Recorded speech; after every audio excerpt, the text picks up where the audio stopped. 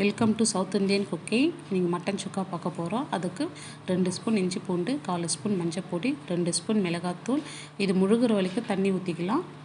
இப்போ தேவையான அளவு உப்பு போட்டு 5 விசில் விட்டு எடுத்துக்கலாம். ஒரு கடாயில் இப்போது 1 ஸ்பூன் பெப்பர், 1/2 ஸ்பூன் சீரகம், 1/2 ஸ்பூன் சோம்பு, 2 லவங்கம், 1 துண்டு பட்டை, 1 ஏலக்காய் போட்டு இது வறுத்து எடுத்துக்கலாம். இது வறுத்து எடுத்து ஒரு தூள் பண்ணிக்கலாம். இப்போ அதே கடாயில் 2 ஸ்பூன் ஆயில் போட்டு 2 பெரிய வெங்காயம், கொஞ்சம் கருவேப்பிலை, ஒரு பச்சை மிளகாய் போட்டு வதக்கி எடுத்துக்கலாம். இப்போ இது வதங்கிறதுக்கு 1/4 ஸ்பூன் சால்ட்டு போட்டு வதக்கி எடுத்துக்கலாம்.